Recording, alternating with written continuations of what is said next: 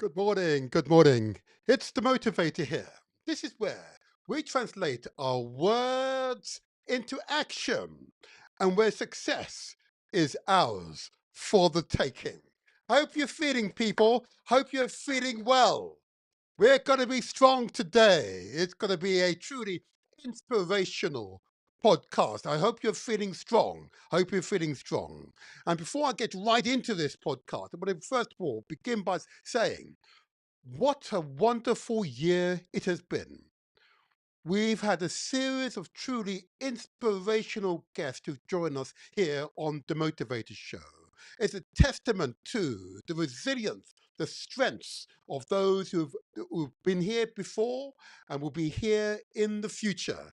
Long may you continue your great work. And I know that many of you will all agree that the guests we've had have been outstanding.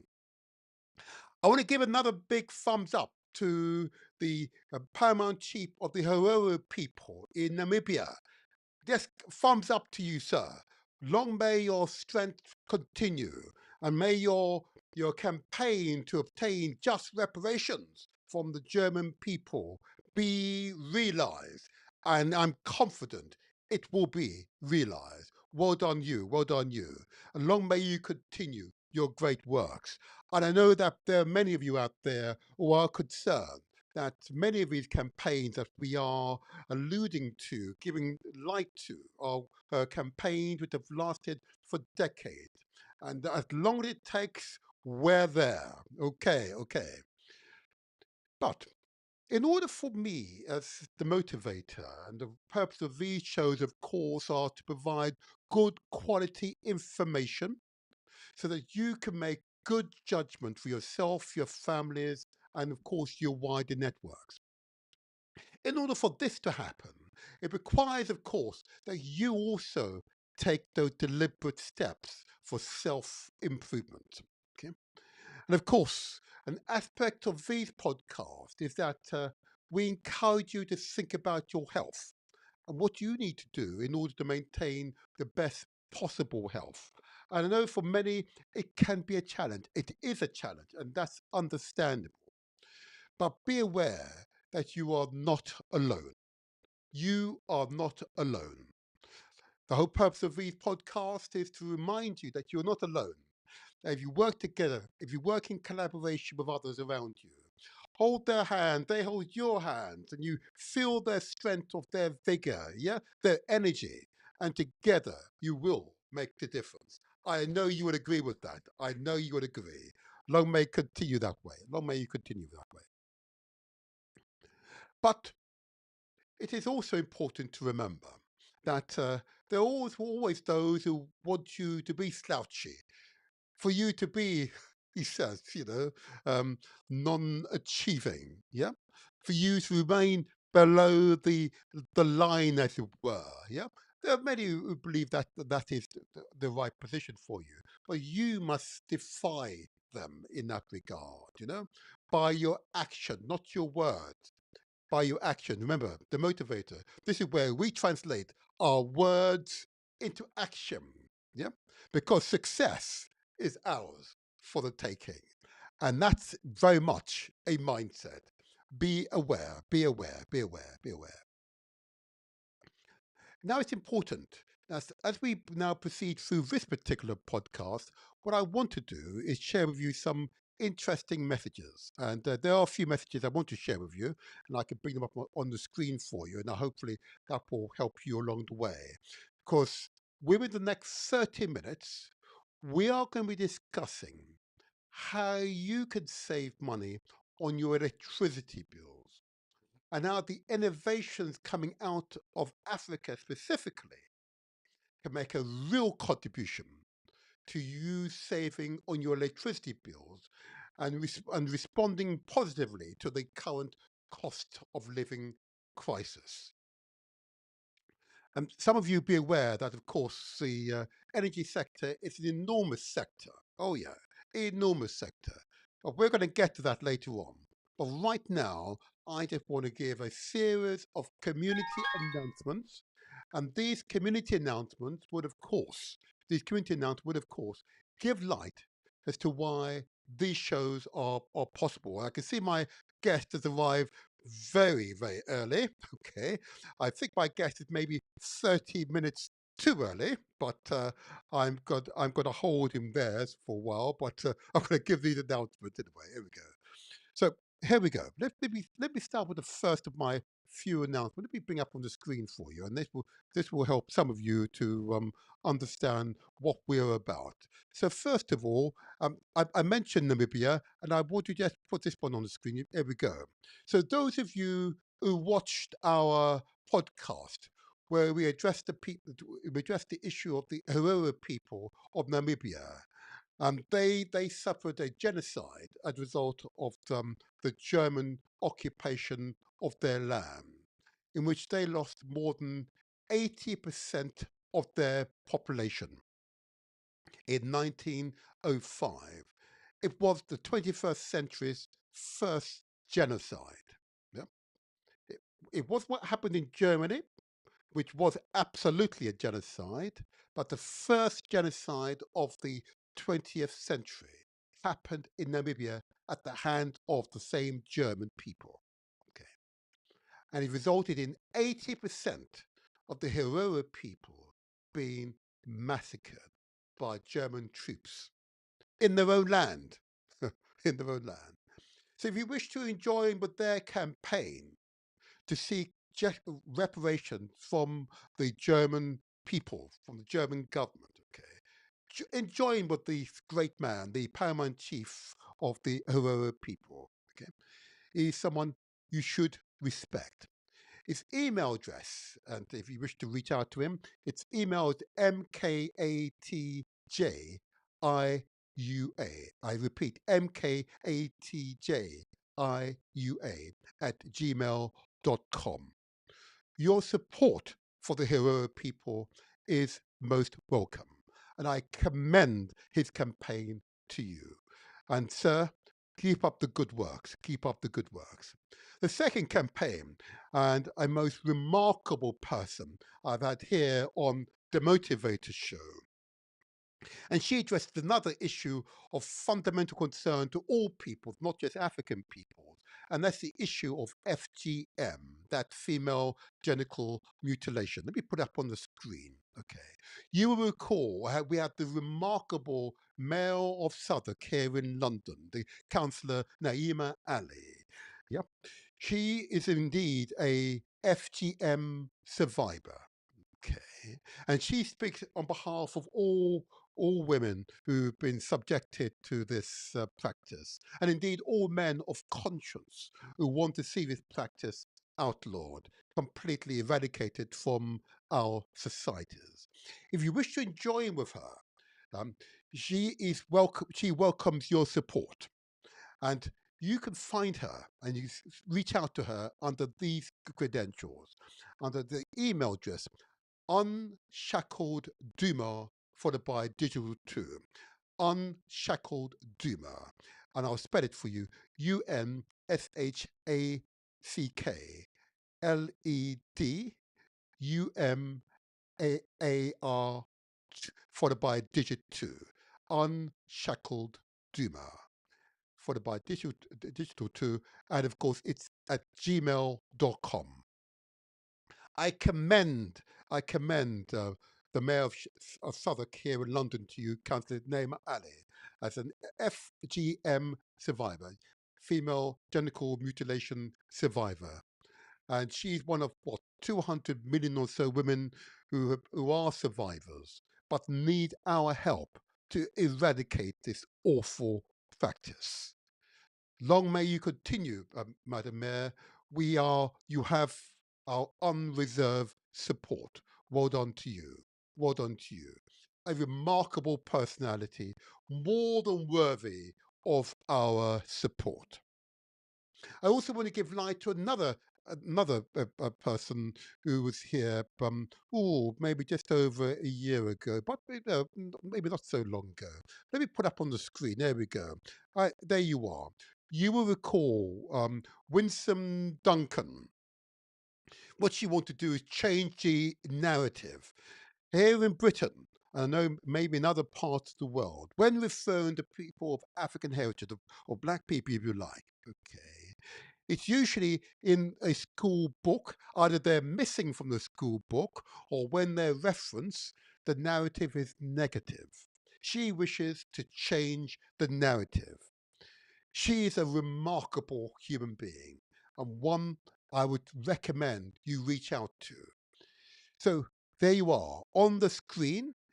She has a website, and the website is www.looklikeMeBookChallenge.co.uk. It is as it sounds, looklikeMeBookChallenge.co.uk. Okay. And what she seeks to do is to change the narrative, to encourage writers to write new books, books that are both empowering and uplifting. Okay, and therefore reflect the accuracy of children of African heritage. Long may her work continue. I commend Winsome Duncan to you as a person who demonstrates the strength and vigour that is, of course, people of African heritage. Long may you continue your great work, Winsome. You have our unreserved support. Be in no doubt about that whatsoever. Unreserved support. Long may you continue your great works. Long may you continue your great works.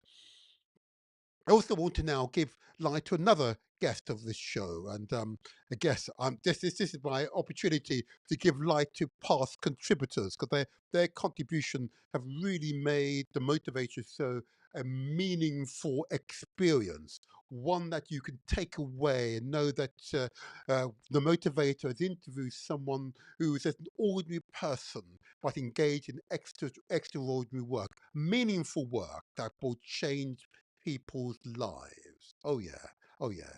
It's important to give support to such people. I want to give support again and recognize, here we are, I put her on the screen as well. Another remarkable woman. Yes, there are quite a few women I know, but there you are. We should be proud of our women. Okay.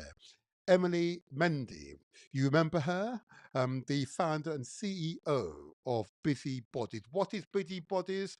What it seeks to do is to prepare children for the jobs of the future.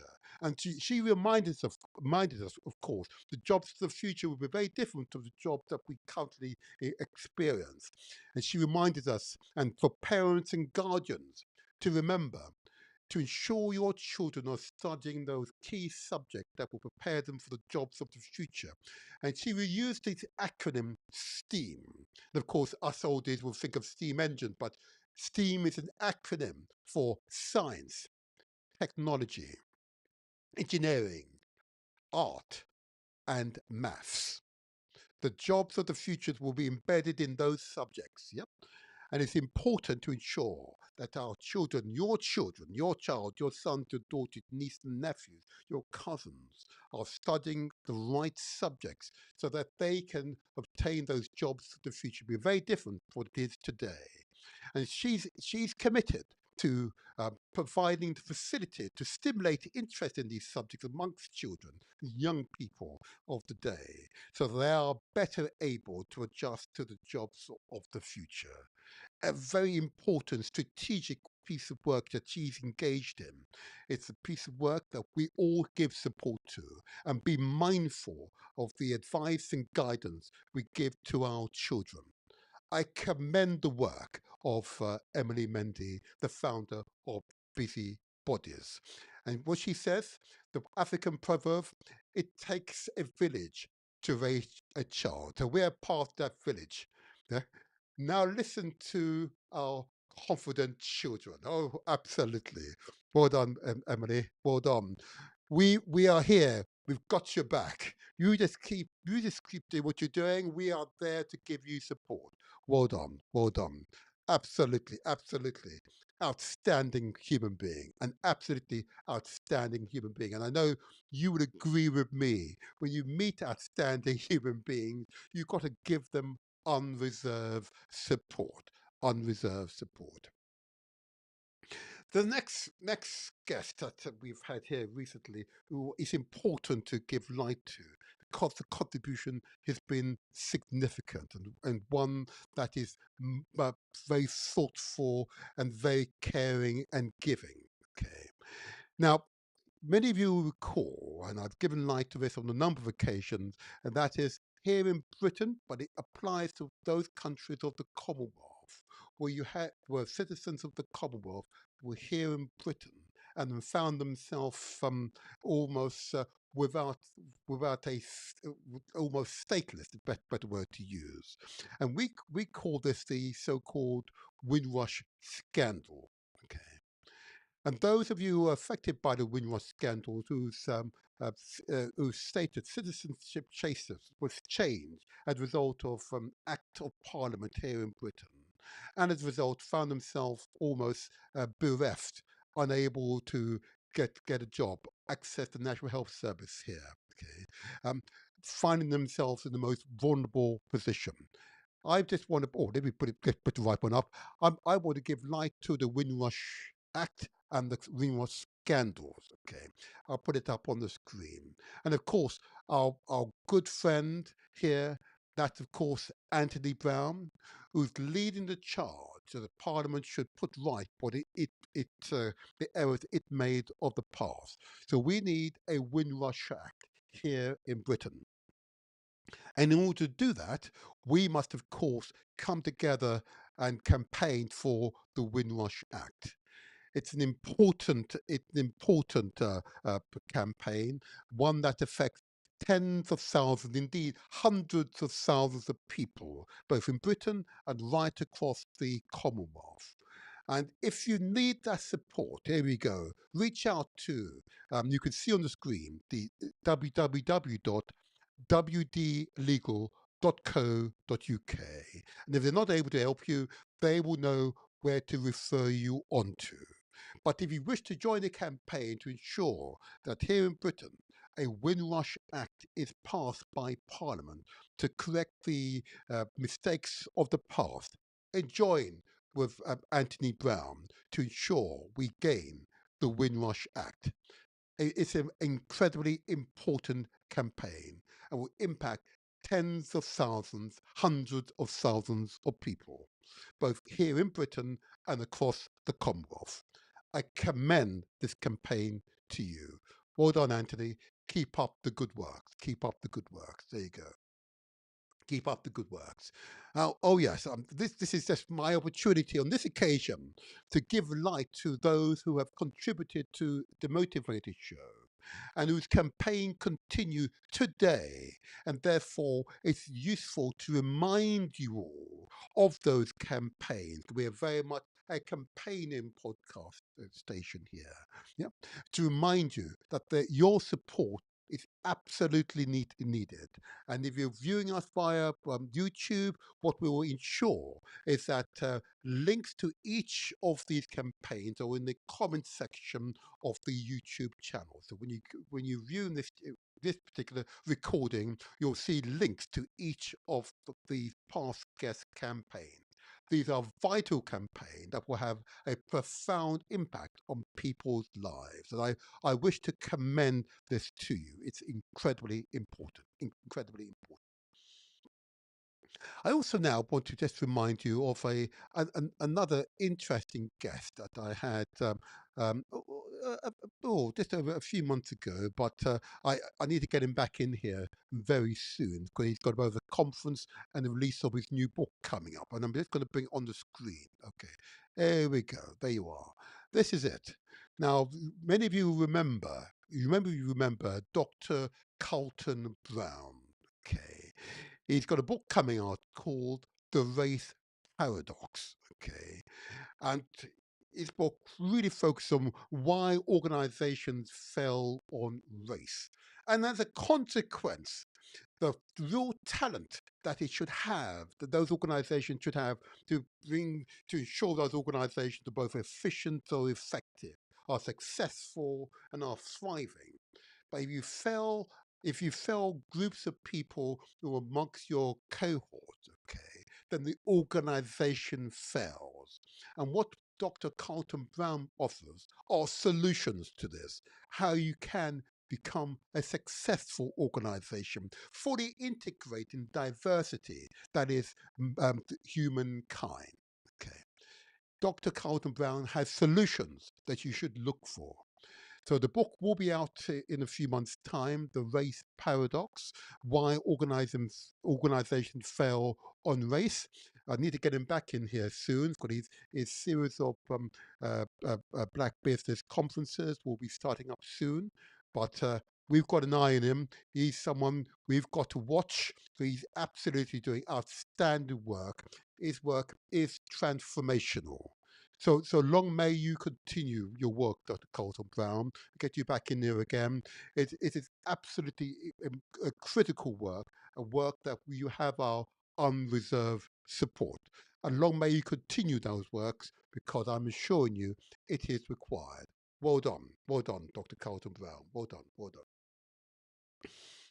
I also now want to move to a country which I've had to focus on, and we all should focus on because it is the most populous country in Africa, and that's of course Nigeria. Nigerians are remarkable people, diverse people, remarkable people. Okay, why do I say that? Because having met many Nigerians, okay, it is quite clear that there's a passion for that country to succeed. But the way it's currently configured does hold it back. Okay. Many of you know that I focus on Ndidi Iwechu, okay, the remarkable international journalist. In fact, let me put her details up on the screen. I'll get the other details up soon. And her quotations, her articles are truly insightful and provides a real anchor around which we all should anchor ourselves. And what she said in one of her most seminal articles is this: given the state of Nigeria and indeed Africa, okay, I think people haven't yet made the mental link that they are responsible for the kind of existence they hand over to their children. Yeah? Profound words. In other words, we are our brothers and sisters' keepers, okay? And you can take care of yourself, just yourself and your immediate family, that's fine. But if you don't also take care of your neighbors and your neighbors' neighbors, okay, your own personal success will be limited because your group success is limited. That's the truth. We are all interconnected. Yeah. Interdependent, if you like. We're absolutely interconnected. Therefore, our success is all success. My success is just my success. Do you understand? It's a different mindset. And indeed, it captures this very well. It captures this very well. So long may you keep up your works in Didi.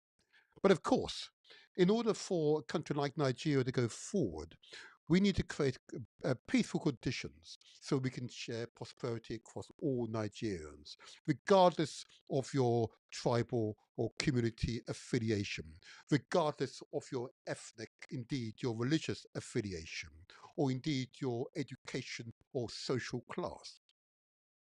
It is important to find peace so we can create prosperity for all. And in doing so, Nigeria, like Burkina Faso, will become a beacon for other countries to follow. An organization I know that is committed to this end in Nigeria is called NINAS. Okay.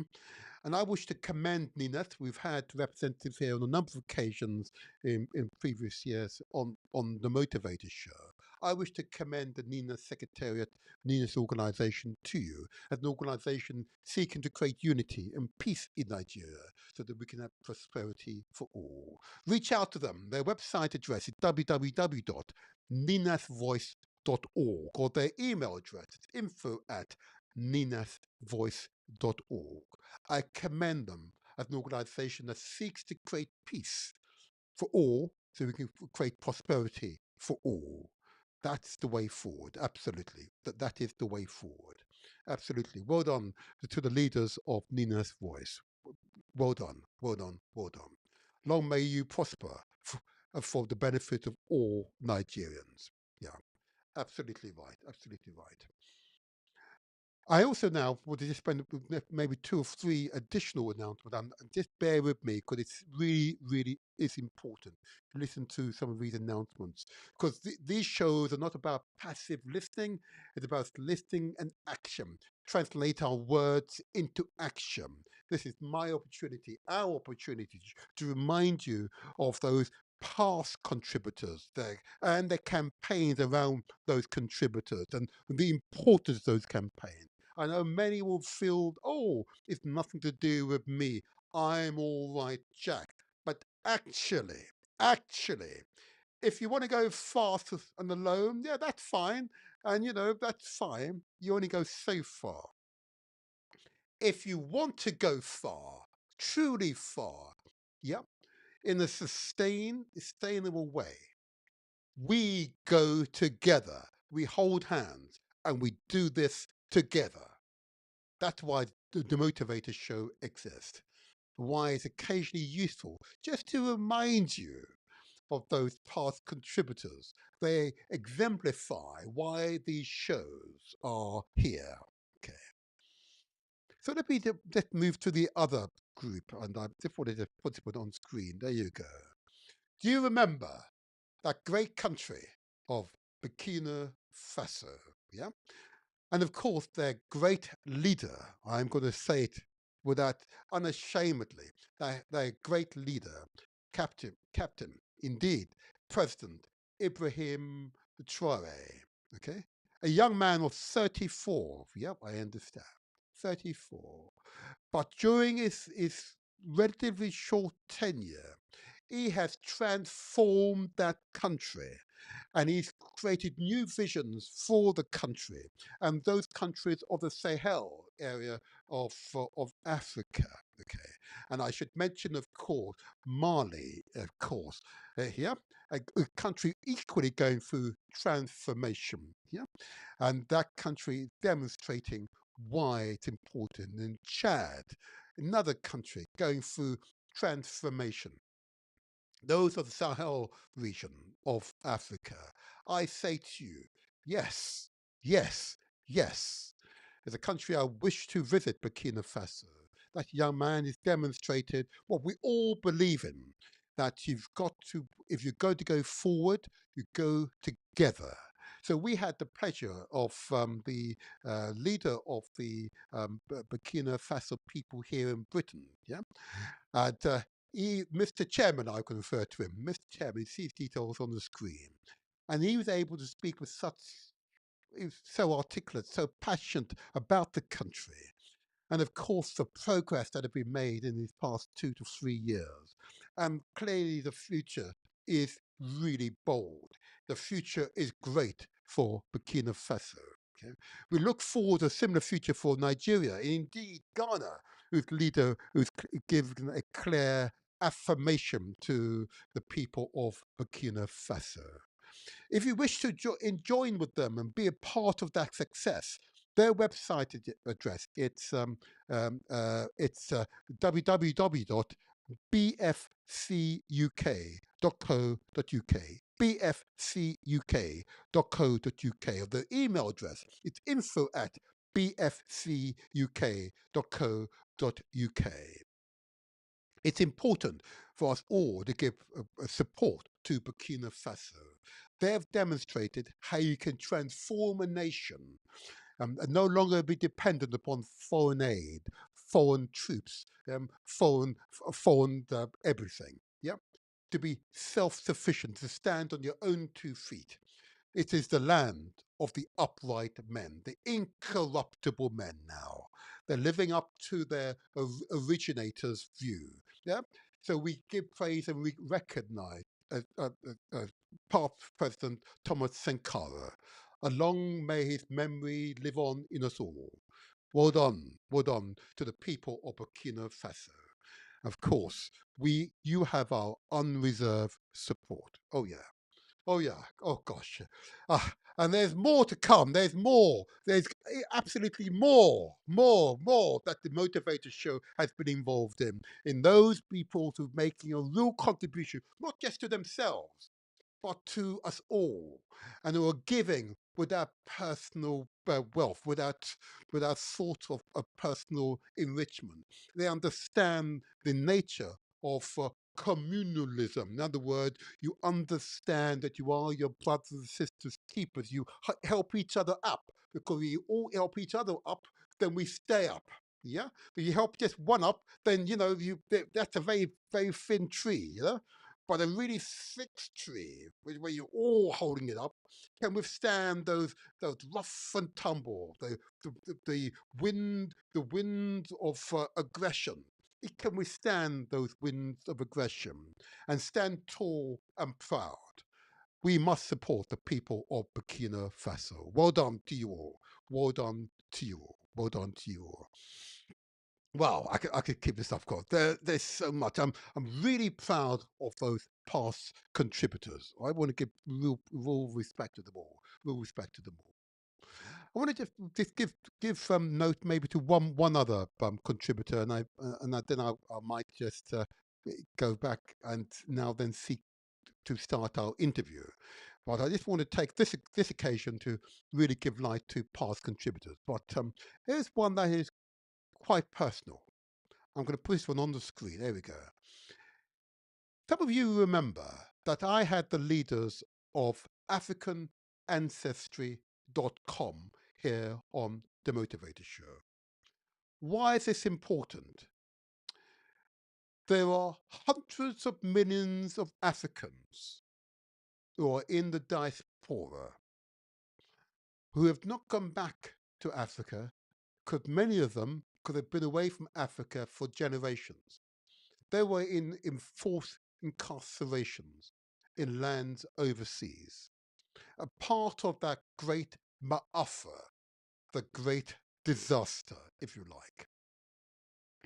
But like me, unless I open my mouth, you absolutely would understand, and I'm an African man. But yet, I was not born in Africa. And indeed, until recently, I could not even speak an African language. So was the absoluteness of that ma'afa, that great disaster. And there are hundreds of millions of people like me, men and women in the diaspora like me, yeah, bereft of their roots, okay, no longer practicing our traditional practices, yeah. AfricanAncestry.com is a specialist organization started by Africans, but focuses on those of African heritage. And it doesn't simply look at your genetic material in terms of the wide region. It looks at the specific peoples, because of the genetic trait from the specific ethnic group or tribe, if you like, in Africa that one is descended from.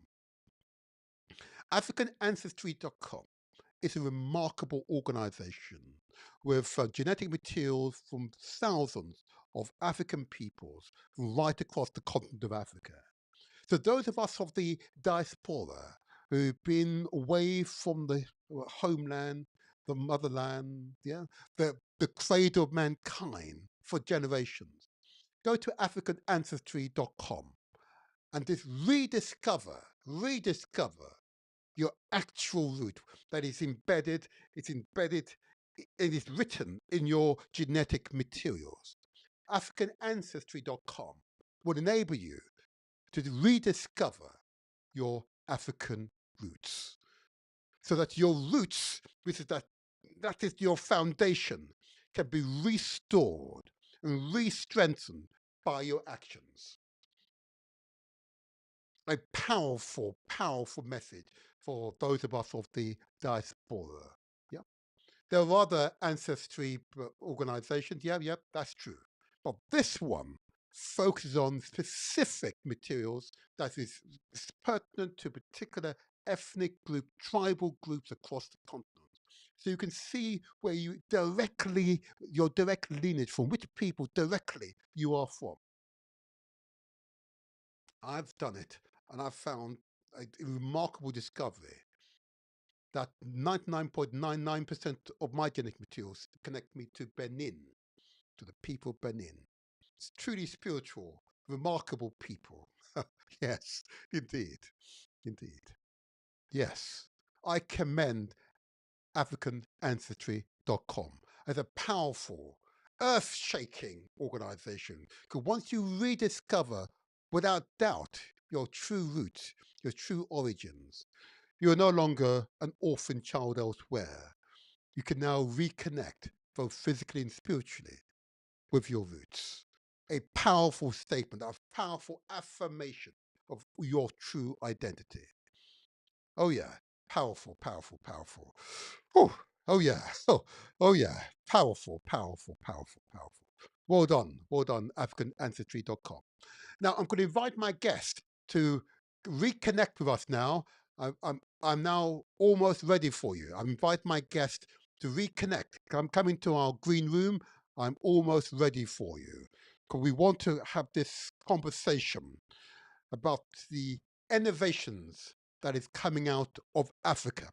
Innovations which often others try to ignore or to suppress. Why? Because of this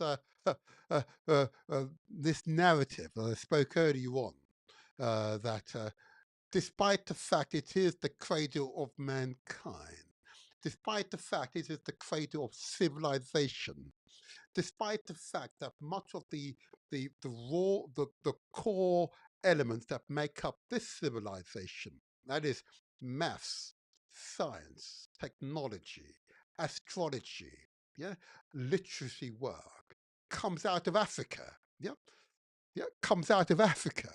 Yet, yet, yet, even today, that information is limited in its distribution. Oh yeah. We will change this. We're going to change this. Okay. We're going to change it. And together we will transform the world. And it will not be savagery.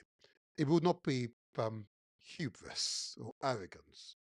It will be civilized, cooperative, collaborative. Yeah. And we'll hold each other's hands up to help each other, regardless of who you are, you know, regardless of who you are. Regardless of who you are. I think I'm going to keep repeating that, regardless of who you are. That's a powerful affirmation statement, a powerful affirmation statement. Okay. So what I want to do is just put this on the screen. I'm going to just momentarily. I'm going to get my guest into the studio, and I'll be right back. Just watch this. Be right back with you. Just stay right there. Be right back with you. There you go.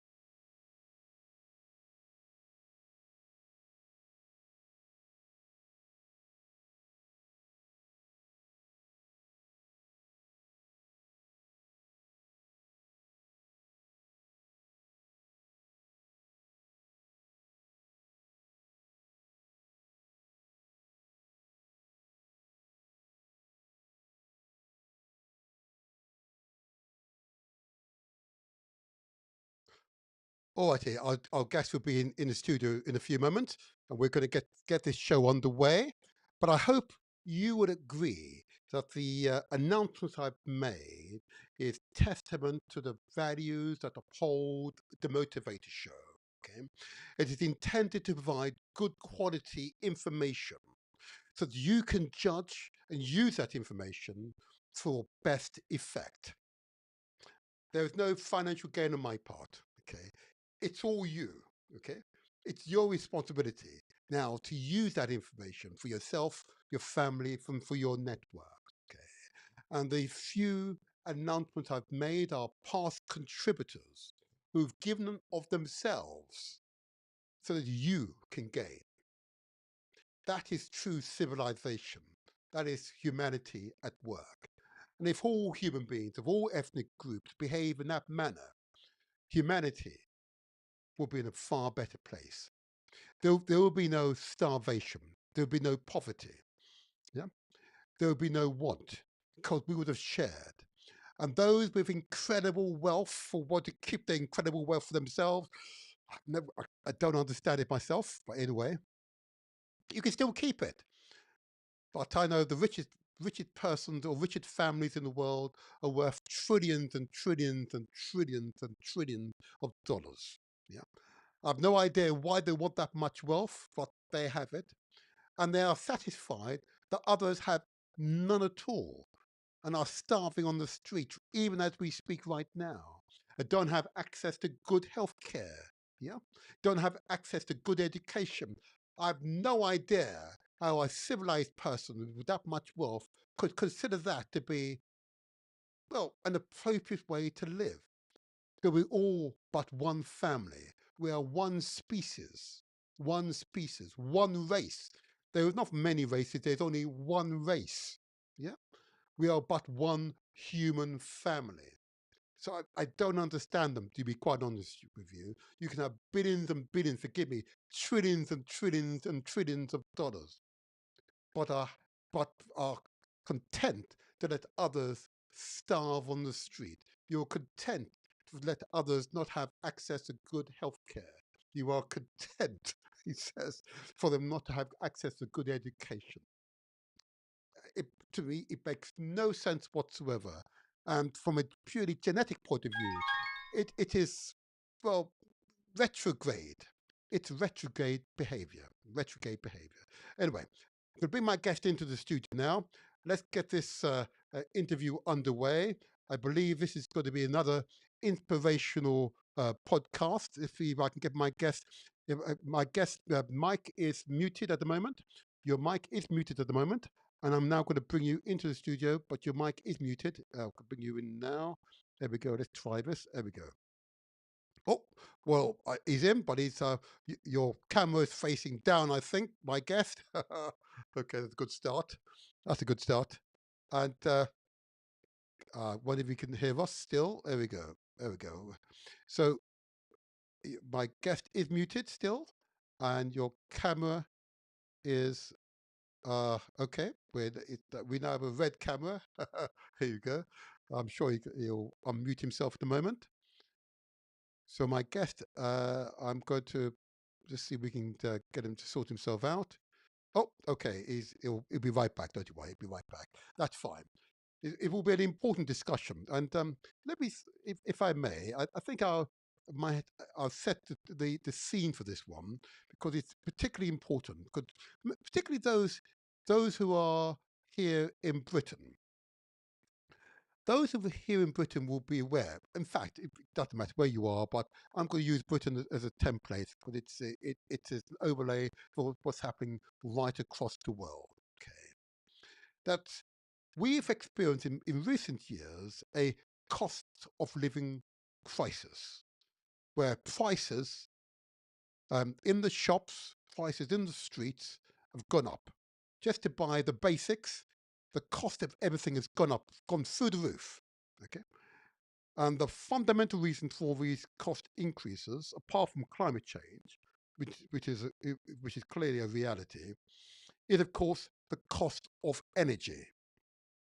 Yes, the cost of energy, fundamental to these price increases and the continued increases, is the cost of energy.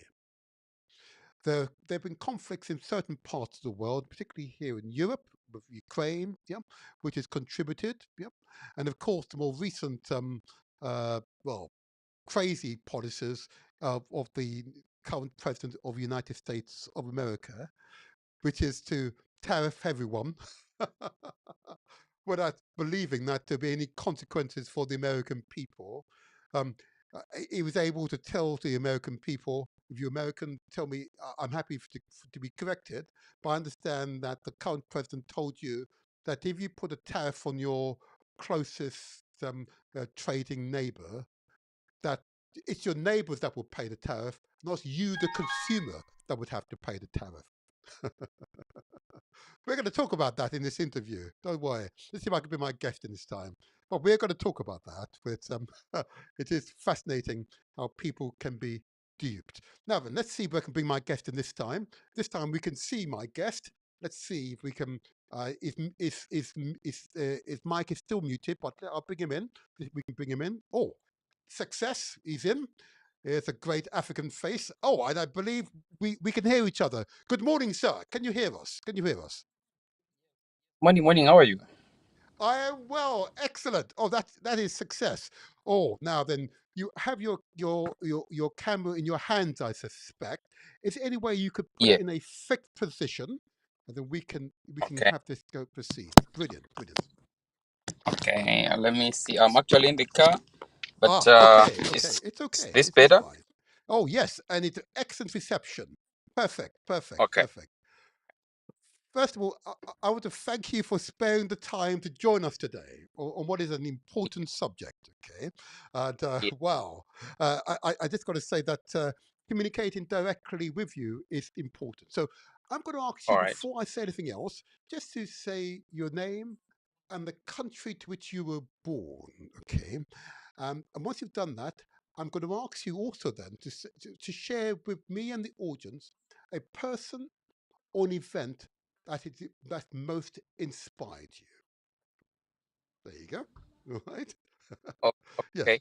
Your name. Okay. Yes. My, my my name is Malvin Chakumbira. I'm originally from Zimbabwe. Hmm. It's in the southern region of Africa. And I believe we are here with inspiration from our brother Max Wechikumbu. So I think that's where our inspiration is coming from today's Yes. topic. Yes. Absolutely. Yes. I want to, before I get to him, I want to talk about just you for a moment. So, who has most inspired you and made you the man who you are today? Hmm. Okay. That one, I would say, I'm not sure if you are aware of a man called the one who is the owner of the network, network Zimbabwe. Yes, go ahead. I just bear in mind that my audience may not know, if even if I do, Oh, but do explain. Yes, go ahead. yeah, so there is a Strive Masiwa. He started his business at a young age, also trying to empower, the young Africans. Hmm. Now he's owning a multi-billionaire companies into different, but he's more like into networking. So I Okay, would say he's the person that inspired me. good, good. And that inspired you to get into business or into academia, just for the purpose of my No, audience. that's in business. Good, good, good. And what business do you do? Just for my audience to I do transport business, transport and tell. Hmm. logistics. Hmm. Yes, Thank you, thank you, thank you. All right, thank you for that. At least give us some insight. You see, I mean, you've got a very royal features. You see in your face. So I'm putting my back up straight in response to you. There okay. you are. Yes, yes, Thank you, Melvin. Okay, what I want to do today is really talk about innovation, technological innovations. Okay, and yes, Zimbabwe is a fascinating place. Okay, and yes, um, what I'm reminded by is that as I did the research into Zimbabwe, I found this yes, remarkable place called Great Zimbabwe. Okay, I'm not sure if you yes, visited it. Yes, have you been there? What does it mean to yes, you, yes. that place? Yes. Well, I think the place speaks more of the ancient, technology which might Mm, have been there that we don't yes. have at the moment. Because if you look at the structure, it looked like it's not a man-made thing, yet Hmm. it is a made thing. But however, the people they used some kind of tech, tech that we don't have in this present day. Yes. Yes. Yeah. So And this. Yeah. Yes, you're right. And I understand at least what 10, 15,000 years old, or even older, I understand. Yeah, or even older. Yes. Yes. And that alludes to the ancient kingdoms of Africa. Okay, Yes. ancient kingdoms that we know little about. Of course, the continent Yes. had been ravaged by foreign intrusion, where they've destroyed many of our manuscripts, many of our architectural buildings, in order to attempt to erase our history.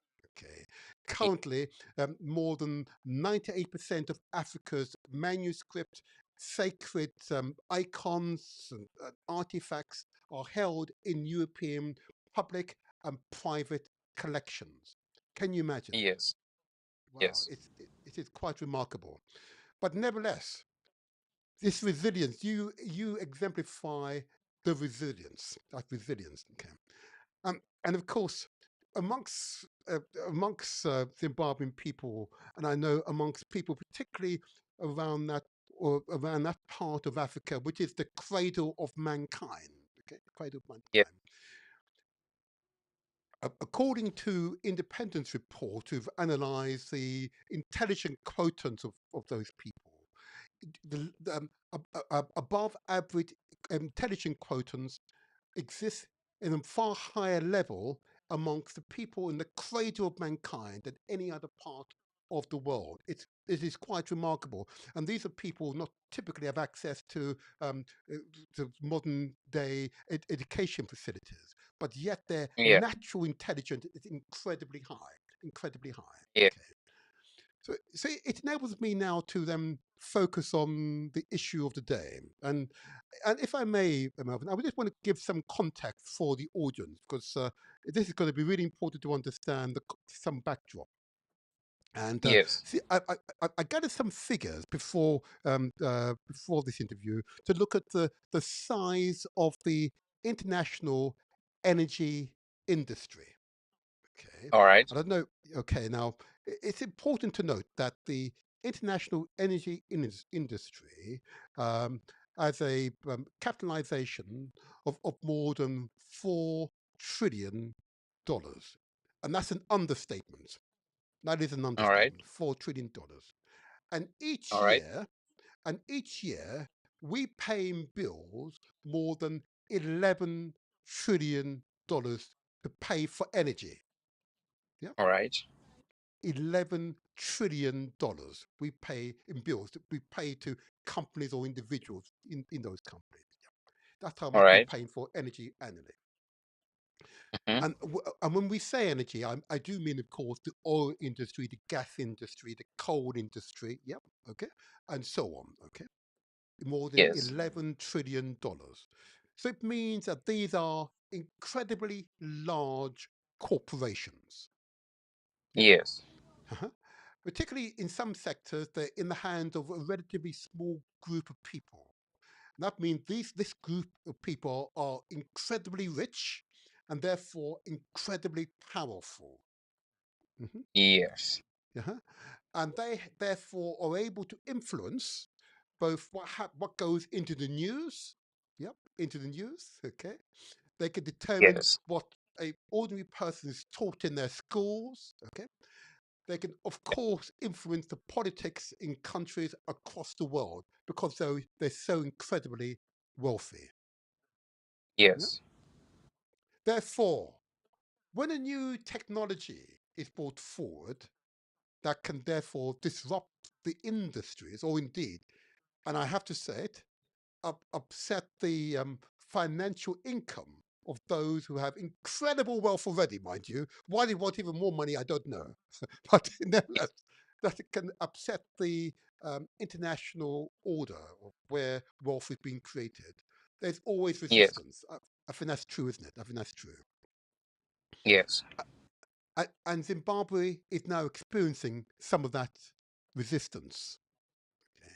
Yes. So your countrymen, uh, Yes. and again, another example of the concentration of people with above average intelligent quotients. Okay, right? Yes. If he had been born in Britain or United States or Germany or France or Spain or indeed in China, he would have received Yes. the incredible. He would have received the best possible education money could buy. Can you imagine? And he'd be Yes. flying high right now, wouldn't he? He'd be a multi-trillionaire right now. Would Maxwell Chicken Butcher? I think that would be right. Yes. Hmm. And this means that it's a subject we need to discuss today. We need to discuss today. Right. Yes. So, so first of all, what I want to do is look at Zimbabwe. Okay. Can you just tell us, in terms of your understanding of your own people, are your people ambitious? Yeah, it's a straightforward question. Are your people ambitious for themselves and the wider communities? Are they ambitious? 100% yes. Why are they ambitious? Okay. Before I answer that one, Hmm. I think you caught me on a bit of tight, so I'll try to make it short. Yes. I'm in Okay. Wolf's Bay. Yeah, I'm at the Yes. Wolf's Bay, the coast. I came here to end of your business, so I just respectfully said no. Let me just attend few minutes on this interview. But as Thank to you. why the Zimbabweans people are, I would say they're ambitious. I would say it's within the blood. Yes. I would say it's not something whereby we do really have a reason to say we have to be ambitious because of. If you follow the history back to the Monum Tapa and going back then, you would have a better understanding even on the Great Zimbabwe Hmm. structures that you just. It already tells. Like up until to this day, we read that it was a business center, but no one really knows why those structures were built there, Yes. which I believe a better reason as to what the book says today, but there's a better reason as why to those structures will be. So I think it's something that is within the blood, which Yes. makes us ambitious. And it's not also everyone there, but the majority, they're just ambitious people. If you come in Zimbabwe, most of the Yes. young people, they don't rely on anybody that is gonna come and give them a job. We Yes. create our own where some they do farming, most they do Yes. mining. Eh, Yes. I would say if the systems were to be run or the statistics is if they were to be counted correctly, we produce a large amount of any minerals that are being mentioned on the internet or anything that you read on a paper. We produce maybe 10 times more than that, and I Hmm. believe it comes for the ambition of the people. We had a man who built an helicopter, and the helicopter it flew, and but Yes. it just crumbled. There are some superpowers out there whom always want that talent to be within their lanes. So That's I would right. say yes, Zimbabwean people are ambitious, and it's within the blood Yes. Yes. from the ancestors. Yes. I hear you, and I acknowledge you're absolutely right. It is my observation as well. Okay. And Yeah, and if I just talk about, I know you've got a few minutes, but let's just, if I may, just focus now on Maxwell Chikumbutsu, okay, and the microsonic technology that he's devised that enables yeah, one to uh, gain electricity from sonic radio waves, uh, to a point that you could power a car, you can power a helicopter. I've seen, and indeed of course, you could have the equipment that powers a house. Okay. We discovered that he discovered the ability to do so. Before we talk about the yes. technology, how did you feel as a Zimbabwean? Tell us how you felt about that. Mm. Yes, as a Zimbabwean, yeah, you feel proud. It's our moment. Mhm. Actually, I would say as an African, not Yes. as Zimbabwean, but Yes. as an African, we What's feel that? proud because there are a lot of brothers out there and sisters who are much more talented, maybe more than Maxwell Kumbuso, but Yes. you don't really find the opportunity for that talent to reach out to the world, like Yes. is Maxwell is reached Mm, at this point. So mm. as an African, I'm very much proud to say at least when one starts, another one comes, another one comes. I tell you, there's a lot that you will be hearing soon. If you heard about these stones in Congo, the ones that produces also electricity, and you don't need to recharge them. I've witnessed them myself. I've been in Uh-huh. Congo. They are, you take those stones, you put one wire there. You can actually do welding with just two stones. And that Wow. energy Mm, cannot finish it. I think mhm. I have some videos that I took. I might share with you at some other time. So I believe Uh-huh. they lot out there. I mean, in Africa, it's just that we don't get that opportunity for the Yes. talents to. Yes. I mean, to reach out to the world. So as an Yes. African, I'm very much proud with this achievement Chikumbo's have managed to surface. Thank you so much. Thank you so much for that response. And of course, if we now just focus on the technology itself, I know he's tried to obtain a patent from the US Patent Office. And the Yes, response from the US Patent Office is that they would not give him a patent because this technology implies almost unlimited energy is possible. Okay.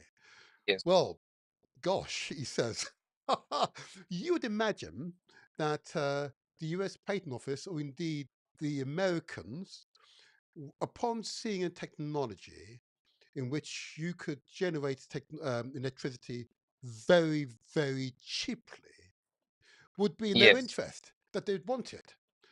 Now, what this I'm going to ask you to speculate.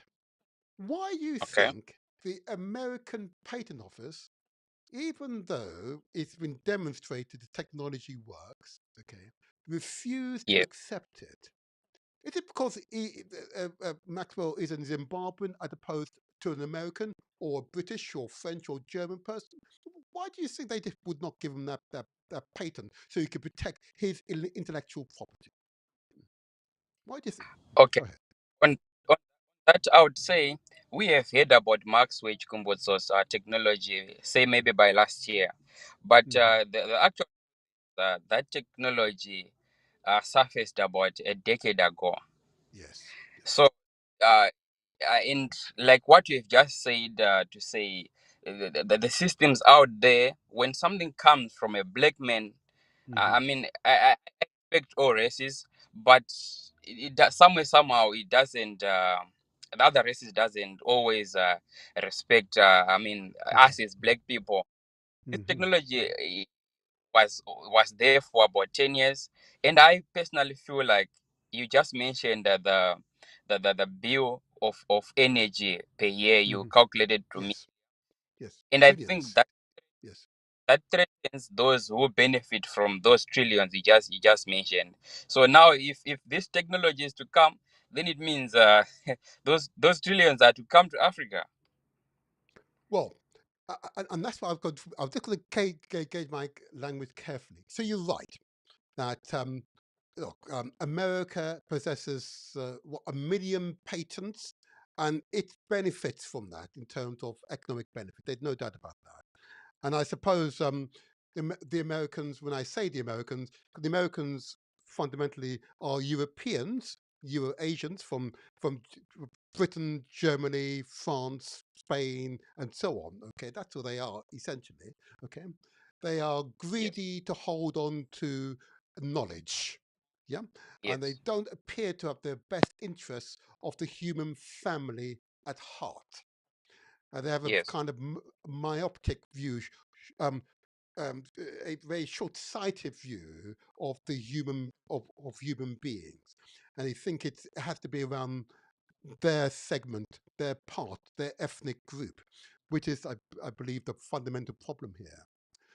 But what can we do to help you and all Zimbabweans get this technology acknowledged? I understand that Maxwell had now decided to protect his technology by putting in place certain safeguards around the devices. and he now intends to sell cars and uh, TVs powered by the microsonic technology. Now, if he does so, would he go to Zimbabwe and buy a car that doesn't require to be recharged? But I'd love to myself. Would you be going back to Yes, Zimbabwe to get one of those cars? yes, definitely. Yeah, absolutely. I intend to visit Zimbabwe once they become available. And of course, the other advantage, of course, that if Zimbabwean businesses have access to cheap electricity, cheap energy, then a business or a manufacturing plant in Zimbabwe can produce this, goods at a much lower price than those where you have to pay the full price here in Britain, for example. The energy cost here have been going through the roof, but in Yes, Zimbabwe, it will be relatively nominal, maybe 4 or 5 in UK terms pence per kilowatt, because that's how cheap it would be. Now, my ambition is that once the technology is available, that we could do precisely that and take advantage of the cheap cost of electricity. What yes. other what other impact do you believe this technology could have on Zimbabwean society? What do you think might be the wider impact it might have, both in Okay, terms? Yeah, so yeah. Go ahead. Yeah, go ahead. yeah, Yeah. so if you look in Zimbabwe, Hmm. we rely more on imports. When it comes to Yeah. vehicles, we do import. Yes. When it comes to solars and batteries, rechargeable batteries, we do import those things from China or elsewhere. Yes. Yes. However, we mine lithium in Zimbabwe, the one that is used to make those batteries, and Right. we and then later on we come and buy them as batteries. So I believe if this technology dominates in Zimbabwe, no, the majority of Zimbabweans, they would not need to take the money out of the country. The money will Right. at least circulate in the region. When I say within the region, I mean, like, for example, for starters, in Southern Africa, the neighboring countries, they would come and buy the cars. The Yes. Zimbabweans themselves, they would still now also buy the same technology. So now, on the money that we were being charged for shipping things from China, the money that Yes. we buy the stuff from China. eh, I mean, if you look deep into this thing, I don't know if you have ever been in these countries in Southern Africa, but we Hmm. rely much on the Chinese, I mean, products. Yes. And at the end of the day, these products they are made out of our own raw materials, which we are Oh not wow. um, paid Yes. for. Yes. Yeah, so they come and take copper, lithium, they make batteries, and then they sell us in form of solars. So when they come, they give us, I mean, few dollars to mine our uranium, and then they go with the uranium, and then we take those few dollars, we go and give them and get batteries. So I Yeah. believe now if Maxwell Kumbutso's technology dominates, then we are gonna use that whatever minerals that we have to make more batteries of those. And then when everyone in Zimbabwe has, and everyone in Southern Africa has the technology, Hmm. probably other people also from our neighboring continents, they are gonna come also and want Yes. to test the technology. So I believe yes, it's gonna have an impact, and the positive, the major one is people won't need to export. I mean, to buy things out from China, Hmm. from Asia, wherever those things are being manufactured, and it also people would focus less on Yes. exporting our minerals. Hmm. People will Hmm. focus on what's there available already on the ground. Yes. Yes. Absolutely. Well said. Well said. Well said. Yeah, the reason why most of us as Africans or as Zimbabweans, the reason why we always go and buy those cars from China and Japan is because Hmm. we don't have anything available near us. Locally. So now That's right. we have something that is available and much cheaper. Then Yes. Yes. then we are. Yes. I believe that's where the impact is gonna come from. I completely agree with you. And can I Yeah, just for the record here, but I yeah, know you mentioned China on a number of occasions, and yeah, and note you mentioned China and not the United yeah, States investing in mm, Zimbabwe, not Britain or France or Germany investing. Okay, it's the Chinese who've been investing in Africa. I just yeah, as part of my research, I just wanted just for the record here. I want to note that immediately after the war, the yeah, Americans, through yeah, their so-called Marshall Plan, yeah, invested more than $150 billion back in the 1940s and 50s, which is yeah, why Europe is now in the position where it's in now, and similar amount of money in Japan to rebuild their industrial base. Okay, yeah, the Chinese using today's money, using their Belts and Roads initiative, are building infrastructure right across Africa so that Africa can trade with the rest of the world. But they've yes, invested more than $850 billion over the past, yeah, well, 5 years or so. Okay, yeah, and we look at the relative value of those monies. In other words, they've invested more than the Americans invested in Europe in Africa, so that yeah, Africa has the infrastructure, the roads, the rails, so it can trade with the rest of the world. It has the ports, yeah, it can trade with the rest of the world. So so whilst I recognise the Chinese being competitors of sort, they are competitors with wisdom. At least they have invested in Africa's infrastructure. I don't see Britain investing in Zimbabwean infrastructure. I don't see the Americans investing in Zimbabwean infrastructure. I don't see the French doing so. Okay. The only people I see who are investing in Africa's infrastructure, the crucial part, the backbone, the spine of the country, are the Chinese. So what yeah. they But see themselves. Go ahead. Yeah. Go ahead. Yeah. yeah, on that one you mentioned, over the past 5 years, Chinese Mm, has invested more than 850 billion in Africa in road infrastructure, buildings, mm. and also. But I believe they have taken way more than that from Africa. In terms of natural Yeah, resources, yes, yes. I agree with you. I agree with you. But that's yeah. up to So Africans to change that, which you're now articulating it. But without those roads, without those railways, yeah, without the port, you couldn't trade. Yep, it's the fundamentals. I hear you. Don't worry, I hear you. I've just been impressed. I do the research. I don't have any axe to grind here. I can only draw comparison historical correlations, and what I see is the Chinese are investing far more in Africa than the Americans invested into Europe, and as a consequence, the opportunities, particularly like a landlocked country like Zimbabwe, with new railways to the coast through Mozambique being financed by the Chinese. You're right. It means it's easier for the Chinese to trade and, of course, get access to the raw materials. Without a shadow of a doubt, there's got to be some interest in it for them. Absolutely. Okay. But it's up to you, the wonderful creative Africans, we the creative Africans, to utilize this new facility we now have, so that the raw materials we have, that we use this to produce high value goods that we can sell to the world.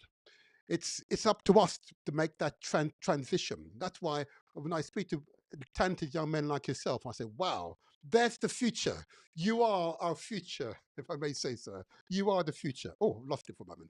Okay, lost it for a moment. He'll come back in a second. Absolutely right. Absolutely right. But that was a good interaction. That was a very healthy interaction. Let's see if we can get him back in a second. I know his line sometimes a bit uncertain. And the reason for that interaction is to first of all demonstrate that there are many technologies in Africa which are not currently being benefited by people of the world. And that's primarily because of the oligarchs, yeah? Those incredibly rich, usually men, yeah, usually men, and usually white men, who have incredible wealth but are able to drive past in their expensive cars and watch those in abject poverty and not believe for a moment that they're part of the same human family. And as a result, it colors their views of other people. We are but one family. We're but one human family. Yep. We are one species. We're not many species. We're a single species. An alien who comes and sees us for the very first time will see us as a single species. Yeah. The surface level changes in terms of our pigmentation and so on are simply regional adaptation. That's a sign of vitality in our genetic materials. Okay. But even they would therefore track that all of our, use the correct term, ethnic groups, okay, have a single origin, okay, and understand that we are but one family. But focusing on the question of technology out of Africa, and he may well be able to join us in a moment. What is important, though, what is important is that the world is poorer because it's not able to take advantage of all the advances that our species have generated, because those advances are being going through a very small filter, a small group of people whose myopic view, short-sighted view of our species is such that they believe the acquisition of money supersedes the interest of our species, human beings, all people. Whether you be born in China or Africa, whether be born in the Americas or here in Europe, yeah, we are but one people. Yeah, there you are. There's a country, there's a great Jamaican songster by the name of Bob Marley. He would have said exactly that. Yeah, we're but one people, one love. He would have said. He didn't say it in jest. He said it because it's an expression of what's in his genes. That human civilization to evolve, we must show mutual respect for each other. Okay, and we are our brothers and sisters keepers. We must care wherever you are, whether you've been in India or in Africa, whether you've been in the Caribbean or here in Europe. We must care for each other, and therefore this technology, which is currently being kept out of Europe, being kept out of Africa, forgive me, out of the Americas, particularly North America, okay, means that you and I are paying far more in our energy bills than we should be paying. I'm going to say it again, because I'm particularly here, I'm in Britain, of course, particularly here, the passivity I find is quite remarkable, quite remarkable. Here we have a cost of living crisis, which is directly attributable to the cost of energy. Okay, the cost of gas, the cost of oil, yeah, cost of electricity is on the up. But the salaries, the wages have remained stagnant. In some cases, a decline in terms of real value. It's actually declined over time. So we have real poverty, real poverty. Here in this country, it is estimated that more than 8.5 million people are living in fuel poverty. The metric to gauge fuel poverty is where you spend more than 10% of your annual salary on energy alone. Yep, 10%. Okay. Although that still hides the fact that the food prices go up, directly attributed to the cost of energy. Yeah, yeah. The cost of items in your kitchens or your lounges, your living rooms. Okay, the furniture, the cookers, yeah, the microwaves, and so on. Those costs are going up again because it takes energy to produce those items. Yeah. But yet, there is technology available. There is technology available to slash the cost of energy. And Africa, yeah, Zimbabwe in this case, has demonstrated it can produce a technology that will slash the cost of electricity from these ridiculous sums we're paying here in Britain to but a few pennies per kilowatt. It is possible. That's why this particular podcast is with you today. That's why I've had some interference in this podcast, even to produce it today. I know it's subtle, it's all set up. I know it's subtle, but it's intentional. So the messages that I want to communicate, it's limited in its distribution. Yeah, it is subtle. Yeah, it is subtle. But be assured, the cost of electricity you are paying today, it's not the true cost. It is an inflated cost. It is just so that this small group of people can have even more wealth, for heaven's sake. It makes no sense to have a myopic view of the human family, of our species, okay? And they're prepared to hold us back. In other words, for us to live in energy poverty, because the bulk of people can afford the energy prices, but it means they have to sacrifice so much more as a result. And that's what the majority of people are doing. We can afford it, but it means that we have got to cut back in other areas of our lives just to pay for these inflated energy costs. These are artificial costs. These are unnecessary costs. Africa has demonstrated it. Africa has demonstrated it has the technology to slash, significantly reduce energy costs here in Britain. And I know hundreds, forgive me, thousands of people in my networks who are right on the edge of poverty, but are just surviving. In fact, there are tens of millions of people, I can only refer to Britain, yeah, who are living on the edge of poverty. They're just surviving. And I would say that's more than half, possibly two-thirds of the population who are just surviving. They sacrifice a lot just so that they can have the basics, they give their children the basics.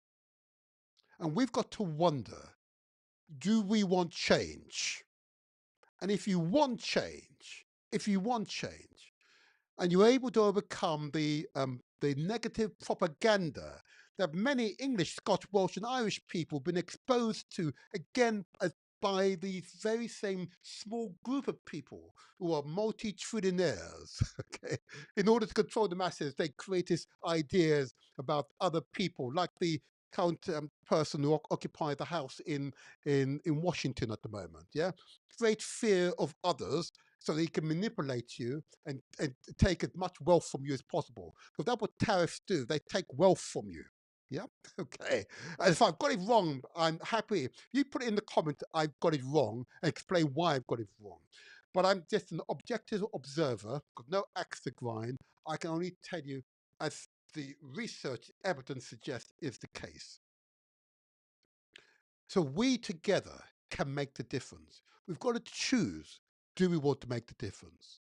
And if technology exists to slash our energy cost and thereby arrest, slow down, stop this cost of living crisis that we've been suffering these past few years, I hope you'd agree with me that we should. That we should. Yep, that we should. In fact, I'm going to open my phone line. I don't often do this. I'm going to open my phone line just for 10 minutes. And those of you who wish to communicate with me directly here in the studio and share your views, I'd be happy to take your call. Let's get In fact, I am going to do this. I'm going to turn on the phone lines and let's see what we can do. 'Cause I believe it's going to be an important occasion for us to interact in a meaningful way. Or if you don't want to phone and you are on YouTube, okay, you can send a message to the studio and I'll read out your messages. But I'm going to give you just 10 minutes. Those of you who feel so inclined, I'm going to put the number on the screen. Let me put it on the screen in a second. There we go. There you are. So the number to call, if you're in the UK, it's 0208 133 5616. If you're overseas and this is a Skype number and you wish to interact with this studio, it's for 10 minutes or so, you take off the zero, remove the zero, and it's +44 wherever you are in the world. It's 208 133 5616. If you wish to interact, just share your views that if you got access to this cheap electricity, do you want it? Or are you satisfied with paying your current local energy company these inflated prices? I'm interested to hear from you all. I want to hear from you because this is going to be an interesting interactive occasion and one that allows you to tell the world the truth. Tell these oligarchs the truth. You've got enough money. Allow us to live. Allow us to grow. We don't want to live a, a, less than a month away from abject poverty. Yeah. We want to grow. We want to live. We want to thrive. Yeah. Allow us to breathe, as it were. Okay. If you wish to interact with me, please, I've opened up the phone lines. If you're in the UK, the number to call, if you're in the UK, it's 0208 133 5616. I'll keep the phone lines open for this 10 minutes. I'd be interested to talk to you. If you're overseas, this is a Skype number. If you're on Skype, it's free of charge anyway. But if you're overseas, the number to call is remove the zero. It's your area code. Then it's 208 133 5616. We'd love to hear from you because together we can make the difference. Because I'm tired of paying these inflated prices. I am personally tired, which is why this podcast today is an important occasion. What we want to do this time is throw down the gauntlets and say to these big corporations who are charging us through the nose for these energy prices we have no choice but to pay because they're the only suppliers. We do not want to pay these prices. It is hurting our ability to grow, to support our family, support ourselves and our families. We want a technology that allows us to purchase energy at a price that we can actually afford. You know, a price that we can actually afford.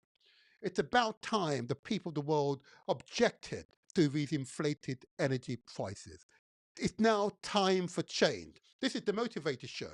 This is where we translate our words into action and where success is ours for the taking. We start with your mindset, your belief that you can effect those changes. And where you're being squeezed in your pocket and you know you have very little at the end of the week, at the end of the month, because the prices apparently keep going up and up and up. But your salaries, your wages is not going up. It's now time to pause and say no, no more. If the technology exists to reduce these energy costs, and therefore these prices would not need to rise, we should absolutely take advantage of that new technology, help the Zimbabwean to develop technology for the benefit of the world, give them their protection on their intellectual property so that they're able to share with all the countries of the world so you can develop the technology to the benefit of humanity. That is a noble cause to the benefit of humanity. I say again, to the benefit of humanity, because some people, when you hear this, don't believe it.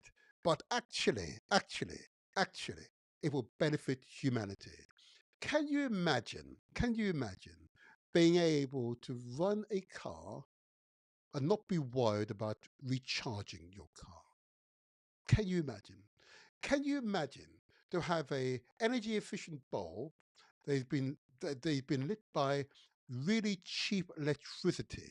And you no longer have to worry about the cost of running that, let's say, a single bulb, or a TV that you don't need to worry about the energy consumption. It's so small, it's being powered by an alternate source. It is possible. This is not science fiction. The technology is real. I did the research, it is clearly real. It is clearly real. The only barrier to us accessing that technology here in Britain and other places are these oligarchs who have corrupted the so-called patent system and are preventing the technology to be shared with the whole world. And as a consequence, we continue to suffer the indignity of these price rises that we actually cannot afford. Yeah, we stomach them, we sustain them, but actually we cannot afford. It means that our ability to grow as people is limited. We're not living as we wish to live. But together we can make the difference. Together we can make the difference. So if you wish to call, okay, I'm just giving you only a few more minutes. I'm not going to take any. I'm not going beyond a few more minutes, but it's just open the phone lines. I'm interested to hear from you. If you wish to share, oh, I've got a message here. Thank you for that message, Lorraine. Thank you for that. And I'll just read Lorraine's message. She says, and she's here in London, that she would love to have access to this technology. She cannot afford her electricity bill. She says that her last bill was £692. Okay, she has two children, and it's killing her. She could not afford it, so she's having to negotiate repayment terms. And now what she's having to do is to move herself and the children into a single room. There you are. And that's it. I say to those uber rich, trillionaires, yes, Jesus is an example of tens of millions of people who happen to make sacrifices because they cannot afford these electricity bills, these energy bills. Okay. But yet the technology exists, but yet you're so rich. Yep. You could never spend that money in your lifetime, but yet you allow the rest of humanity to live on the breadline. In fact, far too many members of our human family don't even have access to good clean water, don't have access to good health care, don't have access to good education. You know, an alien coming to see us would think we're completely bonkers, completely bonkers. Yep, we are but one human family. How you could do that to other members of your own family, heaven only knows. Heaven only knows. And I'm sure that once you pass, you will have to make peace with your maker. Mm, that I'm sure. Oh, I've got another message here from Gregory. There we go. Yes, Gregory, forgive me. I'll read out what Gregory just note here. He said that his salary went up by 2%, 2.5% last year, but the prices went up, he said, for the things that he buys over 6% last year. So he's now worse off than he was 2 years ago. In other words, he's become poorer. And that is a template message for I know for tens of millions of people here in Britain, Europe, and most certainly in the United States of America, the richest country in the world. Yep, the country to which its leader is now imposing another tax on its people called tariffs on its people. Yep, he knows the immediate effect. The poor will get incredibly poorer. If you're middle class, you become very ordinary class, as it were. Yep, you become poorer because the taxes means those tariffs means additional tax, price hikes, and Americans are now feeling it. Crazy policy.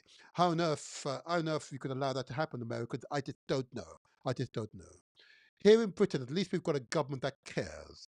It's got a conscience and is trying its best to mitigate the impact of the worldwide inflation, energy cost inflation. At least they're trying, you know. And we've got a chancellor I know who cares, yeah, and she feels it, you know.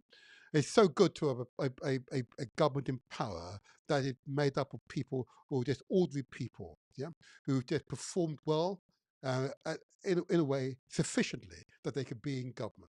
Welcome, I welcome this government. I absolutely welcome this government. Well done, you. Welcome you. There will be a transformative government. I can only hope, I'm crossing my fingers, that a few in government today will hear this message that if there's a technology in Africa that will significantly reduce our energy cost, then you help the Zimbabweans to develop technology. I'm crossing my fingers. In fact, let me do it twice.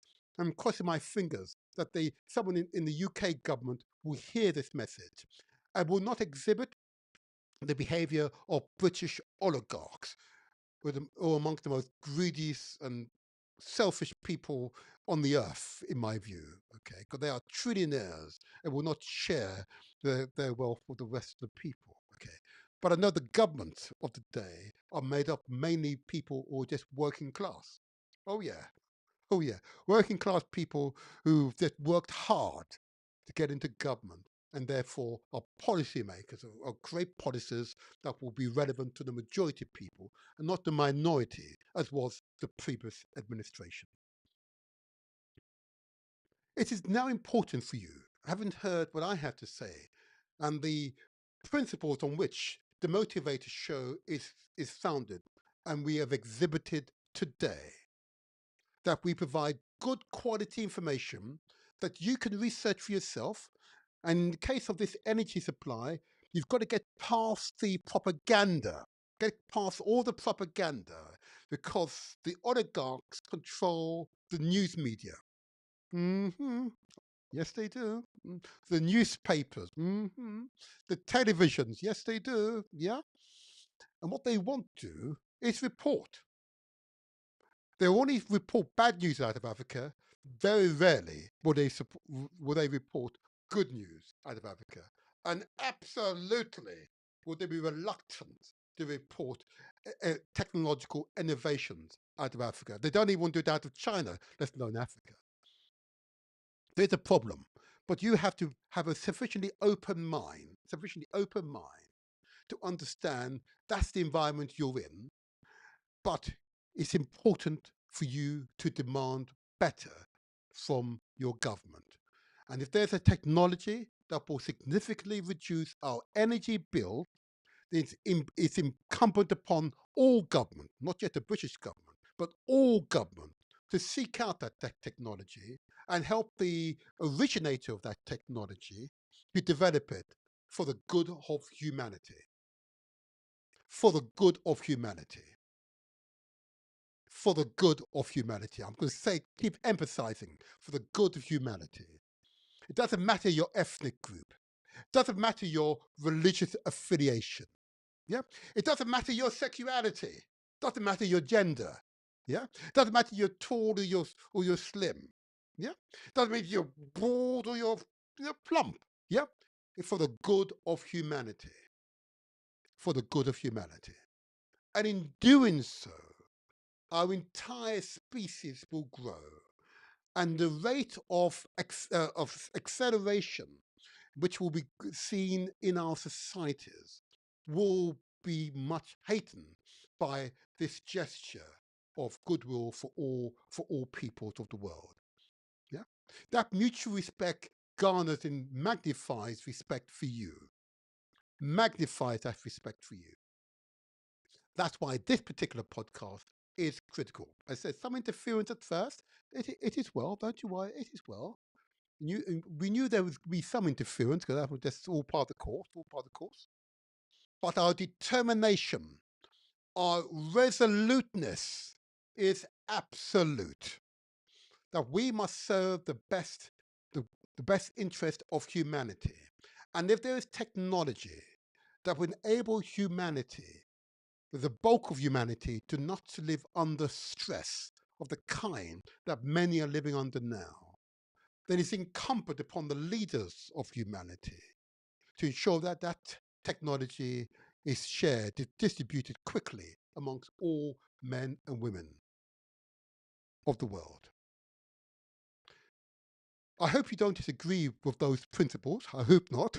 Okay, because this is the Motivator Show. This is what you would expect. Okay, but it was important to hear from Zimbabwean. You heard his pride that this technology came out of Zimbabwe. He noted, of course, Great Zimbabwe in itself is a mystery because it displays technology of a civilization. It's more than 15,000 years old. Yeah. When the tribes here in Asia, in this part of Asia, in Euro-Asia, as it were, okay, were still running around with animal skins and so on. Yeah. Great Zimbabwe had technology that even today baffles scientists. Yeah. Out of Africa. So I say unto you, if in doubt, ask questions. If in doubt, find out those who share your viewpoints. And join with them regardless of their ethnic heritage, regardless of their religious affiliation, regardless of their social class, in other words, what they earn. Okay, and join with them, and together you make the difference. Because this is the Motivator Show. This is where we translate our words into action. Because success is ours for the taking. And if you're on YouTube, please don't forget to subscribe to the channel. It'd be a great thing if you did that. It would help us out somewhat. I say to people, look, if you haven't subscribed, please subscribe. It help us out. Leave a comment at least. If not, if you can't leave a comment, at least give us a thumbs up. If you wish, give us a thumb down, fair enough. Hopefully it's a thumbs up at the very least. Just so that's there you are, there's a digital thumb going up. It's an affirmation. The contents of this podcast has resonated with you. It is useful information, and it provides a means by which you can focus your attention on those or your local policymakers and ask the question, how can we reduce these energy costs because they are hurting us? Yeah. And if Africa has that information, how can we access that technology? How can we be a part of that change? There you go. All righty, all righty. So I think I've said enough for this particular podcast. Okay, I think I've said enough for this particular podcast. It's slightly different. There's some other issues behind the scenes. But be aware, though. I want you all to be aware that you are the change makers. Yeah? You are your brothers and sisters' keepers. Okay? And if you care not only about your immediate family, but your wider network, if you care, then you would have the messages from this particular podcast that we've shared with you. You use that information and you take the next step. You reach out to the few I've mentioned today, but you absolutely will speak to your local policymakers and ask the question, if Africa has the technology, help Africa to develop technology so it can be used to the benefit of humanity. Give them the credit, give them the accolade that they deserve, that they've developed a technology that will significantly reduce energy cost. It means that you will pay significantly less for the cost of energy. Would you not prefer to only pay less than a handful of pennies for the cost of energy than the significant sums we are currently being asked to pay? I know what I choose. Yeah, I see another thumbs up. Thank you. I know what I choose, and I definitely do not choose to keep quiet. That's for sure. That's for sure. We together will not be kept quiet. So demand more for your policymakers. Demand more from your energy suppliers. And demand more from those who can ensure that the technology that Africa has developed, okay, is further developed so it can be available here in Britain, here in Europe, there in the Caribbean, there in the Americas, in North America, yeah, there in China, Japan, there in Russia. Yeah, absolutely. There, absolutely, absolutely. And together we'll make a difference. And our human civilization will evolve, continue to evolve. There could be less stress amongst the people. Would that be different? To have less stress? I approve, I can assure you. I approve. I approve. All righty, all righty. I think that's enough for this particular podcast, and I hope you enjoyed it. I hope you found the information useful. Okay. I just want to return to a person who I mentioned earlier on, who, of course, is someone who I respect and whose messages are profound, I've found. Okay. And that's of course, Indidi Iwechu. Okay. I want to put her statement back up on the screen because, see, women have this almost profound way of communicating that us men have to pay attention. Okay. And I've always found that when you have wise women, it's smart to listen to them.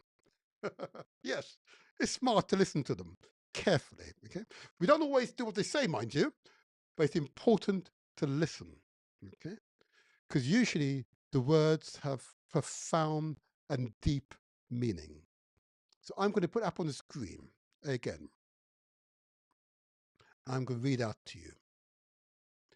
Given the state of Nigeria or Africa or Europe, Asia or the Americas, I think people haven't yet made the mental link that they are responsible for the kind of existence they hand over to their children. Yeah, profound. Yeah, you are the change makers, people. You are the change makers. It's not that person over there, that person you see on the TV or hear on the radio or indeed on YouTube. You are the change makers. Yeah? It's your actions that will be definitive. Okay. And this one other person that I will close with, whose statements I believe are profound. Samora Michelle. Okay, and why I'm going to use his as to close, because many of you don't realize that we're always involved in internal battles. Okay, but you battles have stages, yeah, levels as it were. Okay, so I want you to overlay your own personal battles with what Samora Michelle said. Okay, here we go. So this invoice says,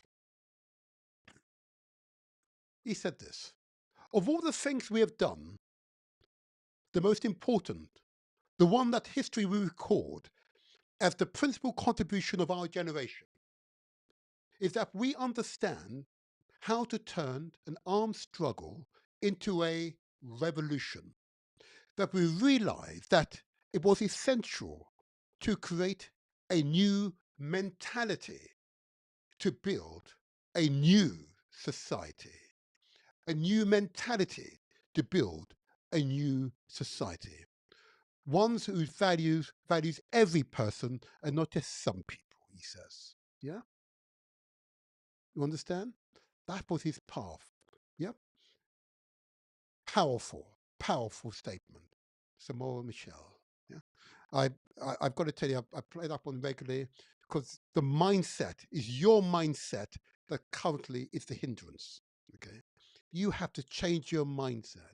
You can make demands of your energy companies. You can make demands of your policymakers, your politicians.